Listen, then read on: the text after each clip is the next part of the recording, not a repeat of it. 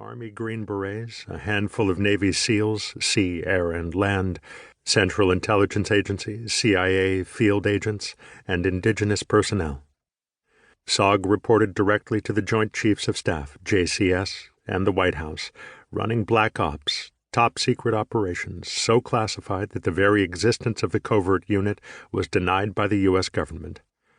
SOG men took on the most dangerous assignments, working behind enemy lines to penetrate NVA facilities in Cambodia, Laos, and South Vietnam along the heavily defended Ho Chi Minh Trail.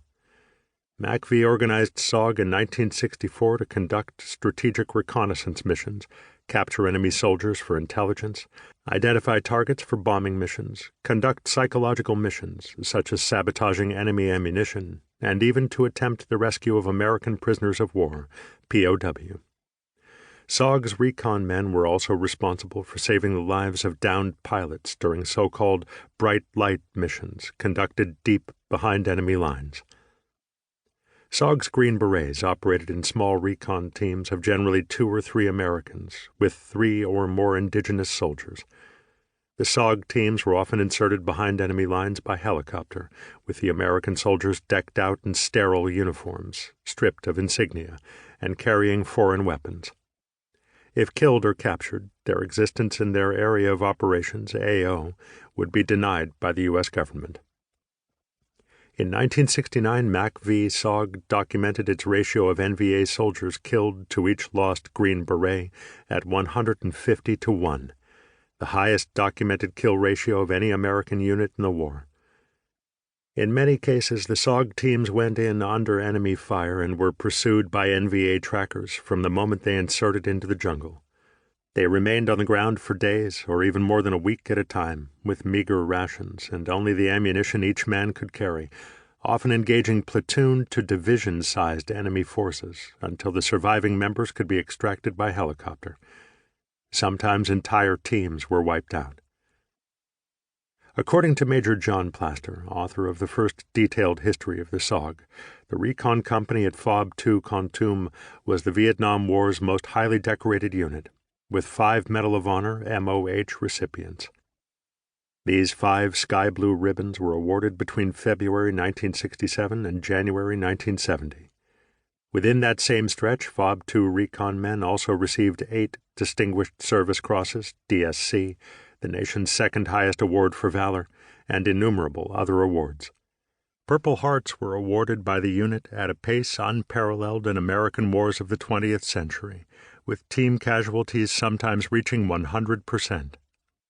Oftentimes Special Forces, SF, troopers declined the submission of paperwork for a Purple Heart, or simply did not report minor shrapnel wounds. As far as they were concerned, it was all in a day's work. It would be impossible to relate all of the covert missions run by the Kontum Recon Company in a book of this length. Many of the reports and documents pertaining to these missions were destroyed to maintain the secrecy of SOG. Reconstructing the story of how FOB 2 Kontum took shape was made possible largely through the knowledge of the original 33 Green Berets who began running operations from the base. These same men added improvements to the compound. The FOB slowly increased in size, incorporating more recon teams, RTs, and a reaction battalion, until the number of American servicemen stationed there had doubled. This small base would slowly grow in strength during its first 2 years of operation, and the records it would amass for the numbers of troops involved are inspiring. In the official language of the Medal of Honor citation, each of the 5 SOG recipients received the nation's highest award for conspicuous gallantry and intrepidity in the risk of his life above and beyond the call of duty, while tending to the welfare of wounded comrades. Some of these 5 perished in the course of the mission for which they were later honored. Bob Howard was wounded on 14 occasions, received 8 Purple Hearts, and emerged from Vietnam as the most highly decorated soldier since World War II's Audie Murphy. However, this is not only the story of 5 MOH men, but also one about the 8 Kontum-based DSC recipients and dozens of other warriors who were acknowledged with other awards. In some cases, the most valiant received no formal recognition at all, either due to the eccentricities of the awards board